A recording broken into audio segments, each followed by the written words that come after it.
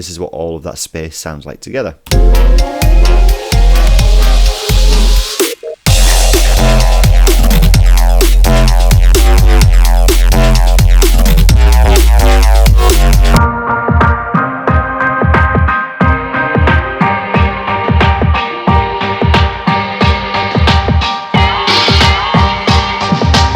Hi guys, SKETI here, welcome back to a new tutorial. This time we're going to look at how to fill out the space in your tracks and also give your tracks more ambience and air so they're not so dry.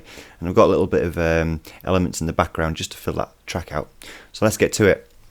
So I've got a track here that's a breaks track that I'm working on at the moment, and I was asked this by a couple of producers on my Twitch stream recently, how to sort of fill out the ambience and space in your tracks.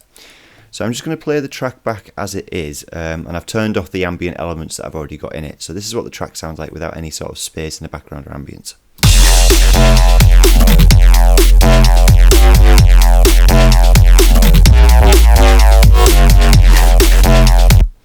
Cool, so it's just a simple breaks track sort of with that neuro-funky kind of sound. So the first thing that I did was I added some effects, and this is a really cool way just to add some ambience straight away. It's just like an atmosphere, so it could be like vinyl crackle or some forest sounds, water sounds, bird sounds, anything like that, traffic sounds, audience, people in the street. Just some sort of like layer that has more sort of high frequency tones in it, like this for example.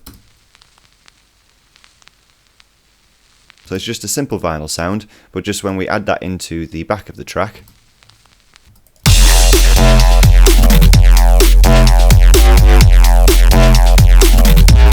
it's very subtle, but it's there, and it just fills out a little bit of the space in your track. And if we really turn this up just so you can hear it more,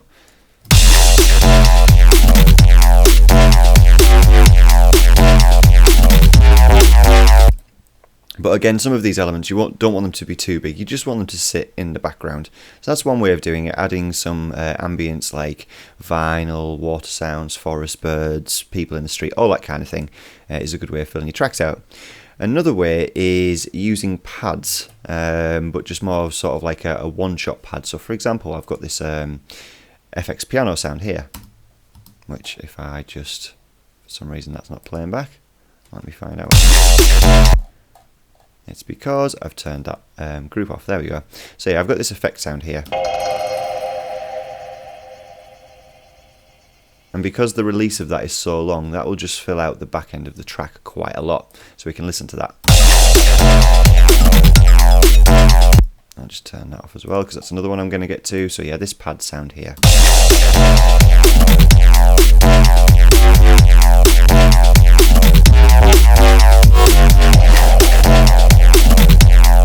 And it's just a simple one hit that just fills out the space in the background.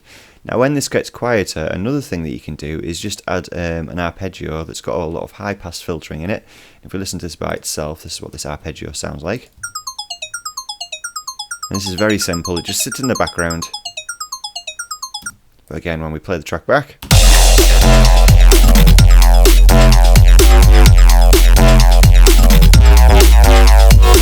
and I would probably make this a lot quieter actually. Let's turn that down to -8 decibels.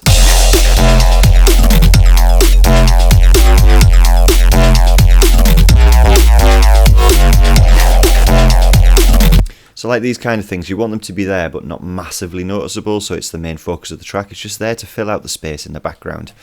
Another thing that you can do is using reverb and delays, and if I just solo all of these reverbs, so basically I've got 3 reverbs for my track, and if you're wondering how I've done this, I've got a tutorial on how to clean up the reverb in your mixers just by using 3, a short, medium and long reverb. And I've got this, like I've got a lot of the drums being sent to these reverbs, like the snares, and what else, we've got hi-hats being sent to the reverbs, and all the way through these different groups I've got a lot of different things being sent to the reverbs. But this is what the space of the track sounds like. So I've just soloed these reverbs, so you're hearing nothing but the reverb from the channels being sent to them.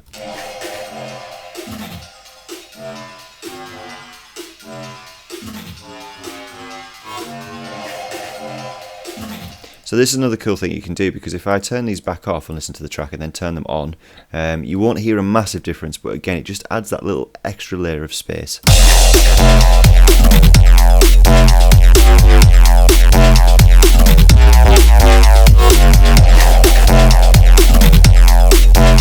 again, these subtle changes will add that, a subtle change adds quite a lot of difference to your track and just makes it sound more polished and like it's in a space with that ambience.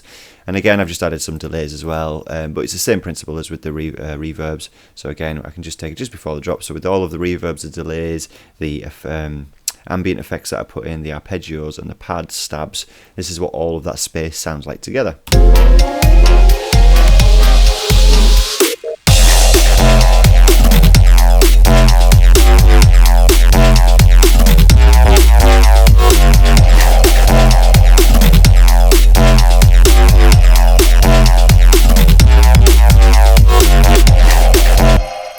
So there you go, guys, a dead quick way of adding space and ambience to your track. Obviously for each track it will be different, so you'll be adding slightly different arpeggios, different pad sounds, different sounding reverbs as well. So this isn't just like a copy of these settings and it just goes straight into your track. Obviously it is to each track's taste, but just some ideas to help you build out that space and add some ambience to your tunes. Anyway guys, I hope you've enjoyed this tutorial. If you have, leave a comment, any suggestions for future videos or any questions you had about this. Hit the like button, subscribe, hit the notification bell as well so you see more of these videos in the future. Share it around with your friends, and also I'm on Twitch most weeknights as well. So that's Monday, Wednesday, Thursday, Saturday and Sunday, where I do live music streaming where I play bass, make some tunes, people sending their tunes for feedback. And we just have a generally good time because it's a really cool community over there. Lots of people making friends with each other and listen to each other's tunes and helping each other out make better music as well. But anyway guys, I shall see you next time. Bye.